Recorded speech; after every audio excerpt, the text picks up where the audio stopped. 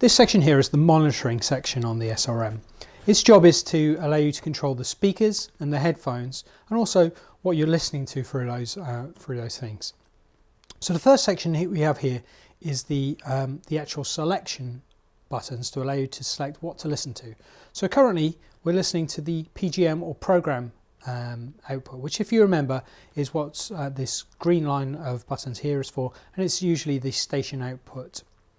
If we wanted to, we could switch to the record bus. So then, instead of listening through the speakers and the headphones to what we're broadcasting, we'd be listening to what we're recording. In the current situation, because they're both lit up, that's the same thing. But if you were to switch between them so that you had some channels that were recorded but not being broadcast, the only way to listen to them would be to switch to the record input here. And the final button we have on this top section is the broadcast listen, or bcast listen.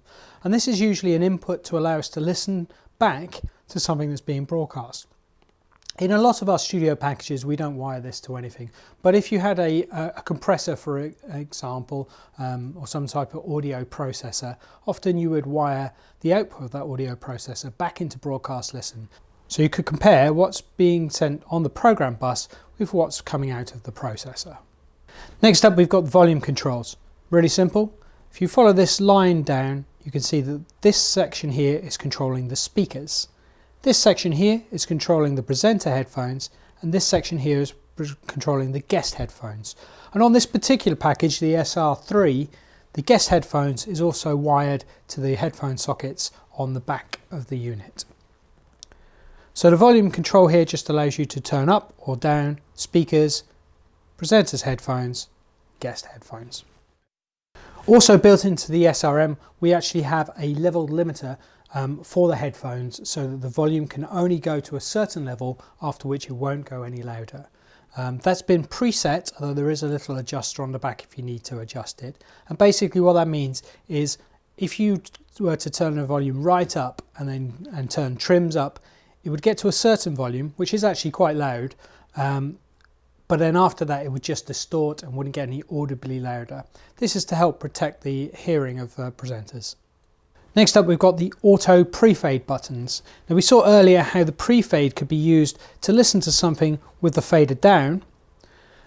So the auto pre-fade determines whether speakers, presenter headphones or guest headphones, or in this case all three, will automatically switch to pre-fade whenever one of the pre-fade buttons is pressed.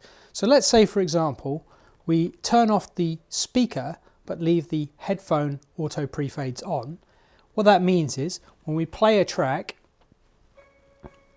if we then wanted to pre-fade a different track, so let's turn down the yellow fader to the bottom, press the pre-fade button, the speakers are continuing to play what is being broadcast. The headphones would now be playing what's in the yellow channel. If, however, we decided we wanted to have the speakers switch as well, turn that on, we can now listen through the speakers to what's on the yellow pre-faded channel. Final two buttons, split pre-fade.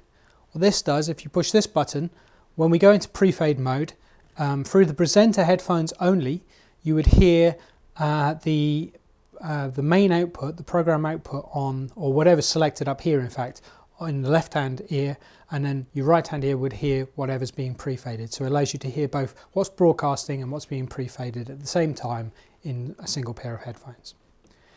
And finally, we have the talkback button. Now, this is used in a similar way to the talkback button on the telephone interface that we looked at earlier.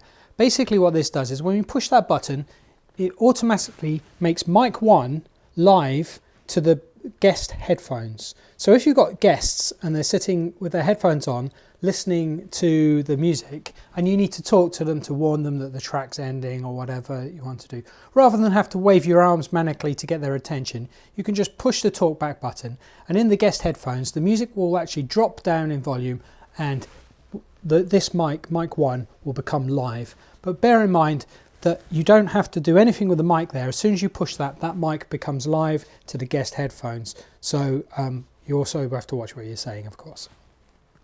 And finally, we've got the two headphone inputs, which we already saw earlier, and they're just 1/4-inch jacks that go into there and there. And that's it for the SRM. It's a very simple mixing desk. Next up, we're going to have a quick look at the back of the mixing desk.